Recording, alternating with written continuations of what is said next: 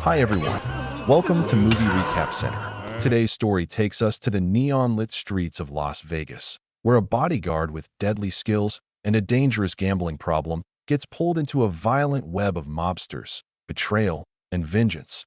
This is the brutal and relentless tale of Wild Card, 2015. The story opens inside a lively Las Vegas nightclub, where the crowd is buzzing and the music thunders.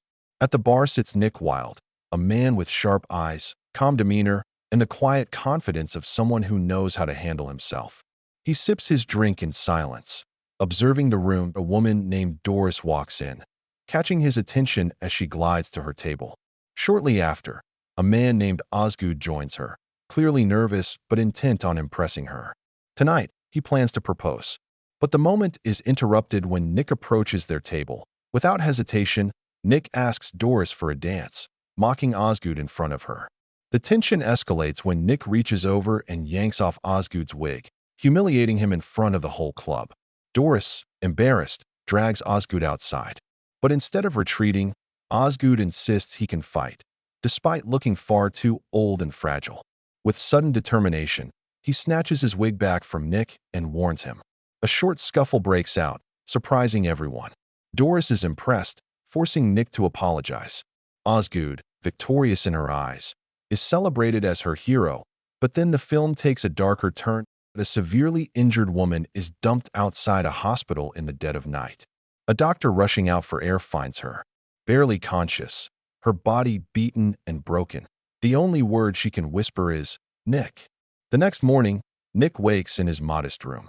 Though skilled as a bodyguard and fighter, his life is plagued by one flaw, an uncontrollable gambling problem.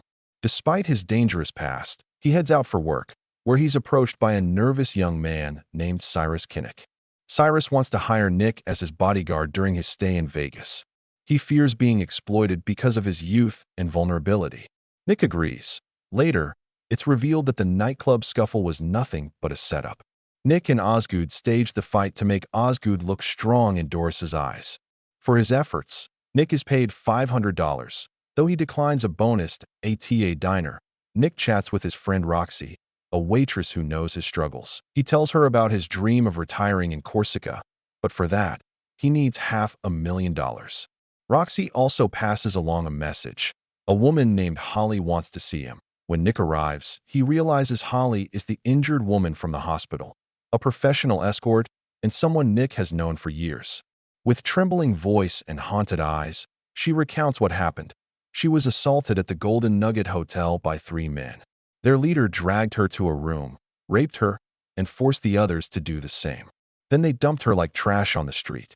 She begs Nick for help, offering him $100 for an hour of his time to identify the men so she can take legal action. Nick tells her to go to a lawyer or detective, but Holly insists. She reminds him that he once had ties to the Golden Nugget. Nick explains that the hotel is controlled by organized crime, and years ago, he made a pact with its owner, Baby.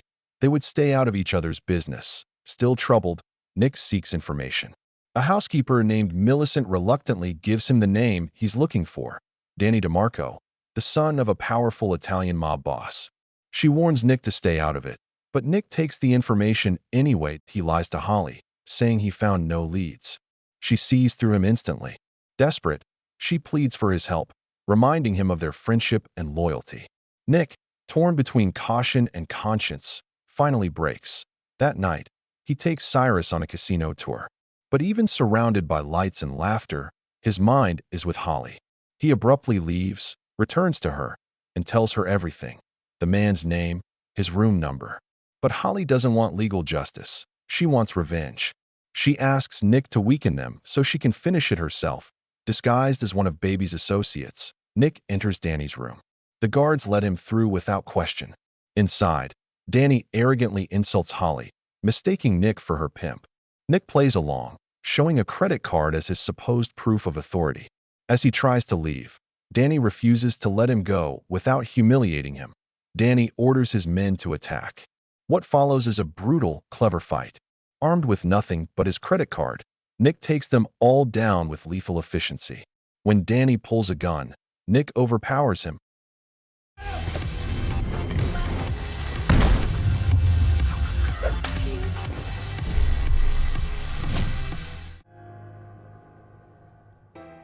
turning the tables completely. Nick calls Holly. She arrives with scissors in hand, trembling but determined. She forces Danny to beg for forgiveness, to degrade himself in front of his own men. Terrified, Danny offers her $50,000. She takes it, but still makes him grovel before walking out. Outside, Nick warns Holly to leave town, as retaliation is inevitable. They split the money and part ways. Nick then visits a casino, playing blackjack with dealer friend Cassandra. He wins repeatedly until her shift ends, then cashes out and meets Cyrus for a drink. He announces his plan to retire. But as he approaches the cashier, anxiety overtakes him. Feeling $500,000 isn't enough, he returns to the table, wagering it all, plus the $25,000 from Holly, on one hand. He loses everything. Devastated, Nick drinks heavily and eventually passes out. The next morning, Cyrus finds him, explaining the staff helped him after he collapsed. Cyrus asks Nick to mentor him in bravery and self-defense, revealing he's a self-made millionaire and offering to make Nick wealthy in exchange for guidance. Nick declines and heads to the bar. Suddenly, Danny's men arrive to kidnap him, triggering a violent fight. Nick unleashes pin-up rage, overpowering his attackers. You need to come with us, Mr. Dreaming of a wild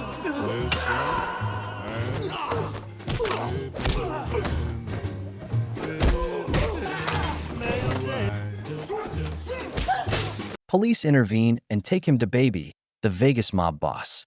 Baby explains that Danny accused Nick of breaking into his room and killing his men. Danny is brought in for his version, but Nick hints that Danny is lying, insisting he never uses guns. Nick mentions the injury he inflicted on Danny's groin. Baby demands Danny drop his pants to verify. Danny refuses, revealing the truth. Baby sides with Nick, promising to handle the situation but warns there will be consequences. Later, Nick returns to the diner where Cyrus joins him.